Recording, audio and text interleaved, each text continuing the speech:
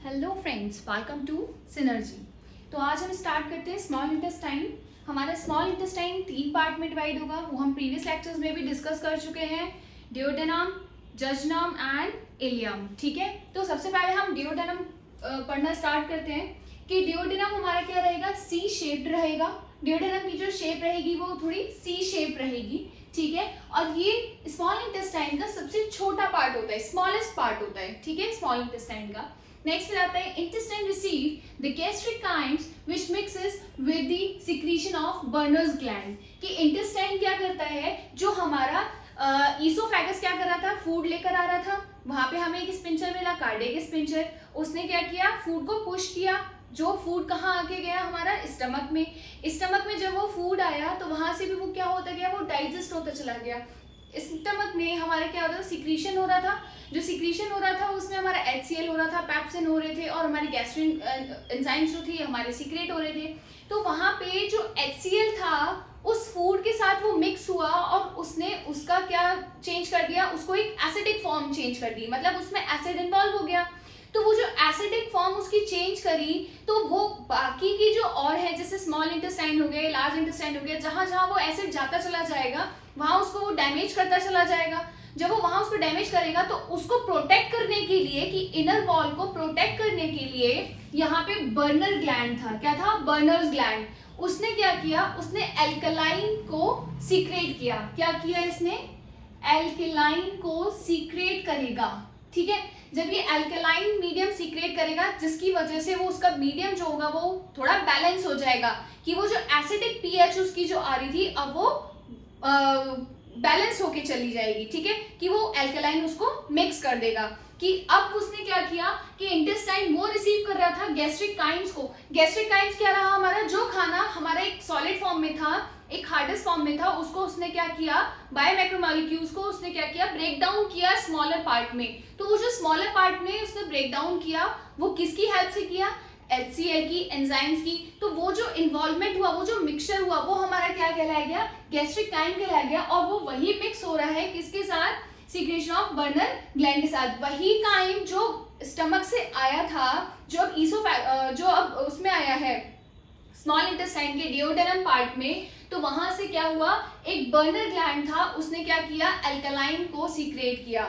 ठीक है, इंपॉर्टेंट है, नोट करिएगा। ठीक है, कि बर्नर ग्लैंड क्या सीक्रेट करेगा, एल्कलाइन को सीक्रेट करेगा। ठीक है, ताकि वो क्या कर सके, आगे की जो लेयर्स हैं, अंदर इनर वॉल लेयर है किसकी, जो इंटेस्टाइन है, स्मॉल इंटेस्टाइन की इनर वॉल लेयर्स को वो प्रोटेक्ट कर सकती है, किससे, एसिडिक मीडियम से।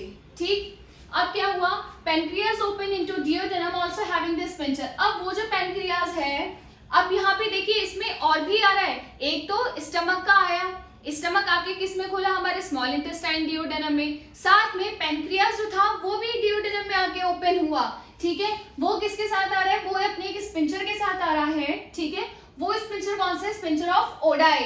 कौन सा स्पिंचर है वो, स्पिंचर ऑफ ओडाई। अभी तक हमने कौन कौन से पढ़ लिए, हमने कार्डियक स्पिंचर पढ़ लिया, हमने पायरोलिक स्पिंचर पढ़ लिया। अब हम क्या पढ़ रहे हैं, हम स्पिंचर ऑफ ओडाई। ठीक है, अब ये जो आया है जहां पे पेनक्रियाज था, वो गार्ड ओपनिंग ऑफ हेपेटोपेनक्रेटिक डक्ट। क्या है ये, एक तरीके से ये गार्ड, मतलब गार्ड क्या काम करते हैं, सेफ्टी का काम करेंगे ना, और उसको देखेंगे कि कौन जा रहा है कौन आ रहा है। तो वो गार्डनिंग कर रहे हैं वहां पे, कि किस तरह से, किसकी, हेपेटोपेनक्रेटिक डक्ट की। हेपेटोपेनक्रेटिक डक्ट क्या होगी, हमारी कॉमन पैसेज है जहां से लिवर और बाइल जूस, लिवर से बाइल जूस और पेनक्रियाज दोनों अपने एंजाइम्स को सीक्रेट करते हुए आते हैं। ठीक है, तो वहां से दोनों से वो कलेक्ट करता है, तो वो कॉमन पैसेज हो गया। ठीक है, तो यही आ गया common passage of pancreas and liver, दोनों का वो कॉमन पैसेज है। कौन सा, हेपेटोपेनक्रेटिक डक्ट। ठीक, तो अब आपको ये पता चल गया कि पेनक्रियाज किस में ओपन होगा, डिओडेनम में होगा। वहां पे भी एक और स्पिंचर होगा जिसको हमने क्या बोला, स्पिंचर ऑफ ओडाई। अब स्पिंचर ऑफ ओडाई के क्या मेन फंक्शंस हैं, वो यहाँ पे 3 फंक्शंस वो काम करेगा। Regulation of bile and pancreatic flow into the duodenum, कि वो लिवर से क्या आएगा, बाइल जूस, और पेनक्रियाज से क्या आएगा, पैप्सिन वगैरह आएगा। तो उनको वो क्या करेगा, उसके फ्लो को रेगुलेट करता चलेगा, कि उसको कितना लेकर आना है, कितना नहीं लेकर आना, उसको प्रॉपर एक पैसेज प्रोवाइड करेगा। नेक्स्ट आता है diversion of hepatic bile into gall bladder, plus वो क्या करेगा, डाइवर्ट कर देगा बाइल को किसके अंदर, गॉल ब्लैडर के अंदर। यही तो हो रहा था कि वो गॉल ब्लैडर के अंदर डाइवर्ट कर देगा। नेक्स्ट फिर आता है prevention of reflux of duodenum content into the duct, कि वो क्या करेगा, जो रिफ्लक्स होके आएगा, जैसे डिओडेनम में हम लेकर जा रहे हैं तो डिओडेनम कहीं रिफ्लक्स ना कर दे, तो वो उससे भी उसको क्या करता है, प्रोटेक्ट करेगा। स्पेंसर का काम क्या होता है, उसको क्या करना, रिफ्लक्स को होने से बचाना, कि वो क्या करेगा, एक पैसेज प्रोवाइड करेगा, एक वॉल की तरह वो काम करेगा ताकि वो खाना पीछे बाहर ना आए। तो यहाँ पे वो किसके रिफ्लक्स को बचा रहा है, वो जो यहाँ से ये जो बाइल और जो पैनक्रियाज मतलब लिवर और जो पैनक्रियाज से पैनक्रियाटिक फ्लो है, दोनों को वो क्या कर रहा है, वो वहां से उसके रिफ्लक्स को बचाएगा। ठीक है, डिओडेनम के कंटेंट में। नेक्स्ट आते हैं duodenum begins at the pylorus and at the ligament of Treitz, कि वो क्या रहेगा, कहाँ से स्टार्ट होगा, कि वो पाइरोलस से स्टार्ट होगा। स्टमक का जो नीचे वाला पार्ट था, हमने 3 पार्ट पढ़ा था, एक हमने कार्डिक पढ़ा था, दूसरा हमने फंडस पढ़ा था और थर्ड वन इज दी पाइरोलस। ठीक है, तो जो पाइरोलिक वाला था वो पाइरोलस से वहां से वो स्टार्ट हो रही है हमारी डिओडेनम, और कहाँ जाके खत्म होगी, लिगामेंट ऑफ ट्राइड्स।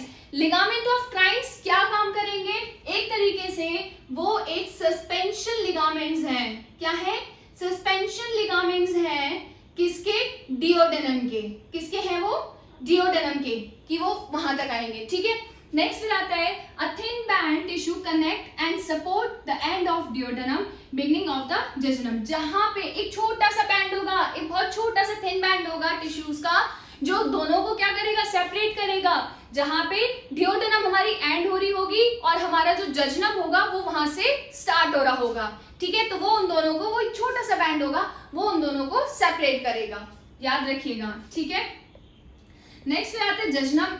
ऐसे जजनम का बहुत ज्यादा फंक्शन नहीं है, बस वो फूड को डाइजेस्ट करने में ही मेन वो करता रहता है, कि उसको वो और ज्यादा वो करता रहेगा। Helps to further digest food coming from the stomach, जो स्टमक से आ रहा है, जो डिओडेनम से आ रहा है, उसी फूड को वो क्या करता चला जाएगा, थोड़ा सा वो और हेल्प कर देगा, वो आगे की तरफ पुश कर देगा। लेकिन जो इलियम है, इलियम में कंप्लीट डाइजेशन होता है। अगर क्वेश्चन ये आता है कि कंप्लीट डाइजेशन कहाँ होगा पूरे इंटेस्टाइन में, तो वो कहाँ होगा, इलियम में। वहीं पे सारे हमारे क्या रहते हैं, हमारे एंजाइम्स सीक्रेट होते हैं। ठीक है, तो अब हम बात करते हैं इलियम की।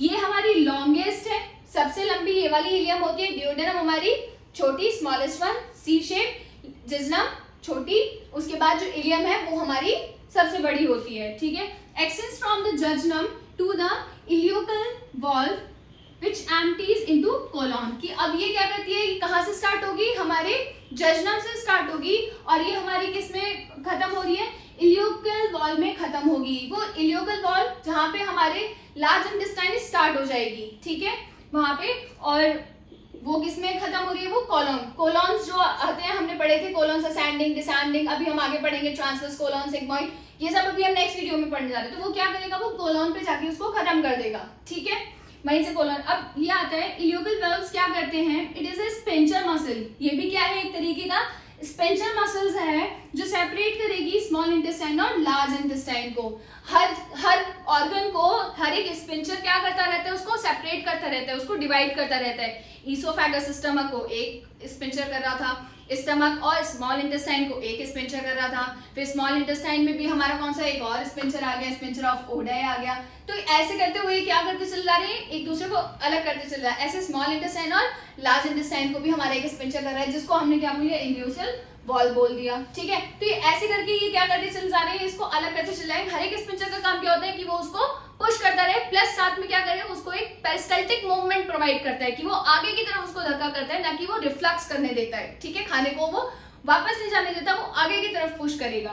नेक्स्ट फिर आता है आपका प्रेयर्स पैचेस। अब हम बात करते हैं इलियम में एक और चीज होती है प्रेयर्स पैचेस, जिसको हमने ये बोला है कि व्हाइट कलर के WBCs पैचेस होंगे, मतलब लार्जेस्ट बड़े बड़े पैचेस होंगे, जो क्या काम करेंगे, जो इन्फेक्शन अगर हमें होगा या उससे वो हमें प्रिवेंट करेंगे, मतलब जो भी हमें बैक्टीरियल इन्फेक्शन है या वायरल इन्फेक्शन, तो उससे हमें बचाएंगे, जो फूड के थ्रू आते हैं। तो हमारा इनका क्या काम है, प्रेयर्स पैचेस का क्लस्टर ऑफ सब एपिथेलियल टिश्यूज, कि वो क्या है, एक तरीके का अगर हम उसकी हिस्टोलॉजी की बात करें तो वो क्या है कि सब एपिथेलियल टिश्यूज के हैं वो। ठीक है, लिम्फोइड फॉलिकल्स, कि जब हम WBC की बात करेंगे तो ऑब्वियसली लिम्फोइड्स होंगे वो। ठीक, lymphoid follicles found in the intestine, और इनका फंक्शन क्या है, अगर हम इनकी फंक्शन की बात करें, function to prevent from infection, ठीक है, ओके।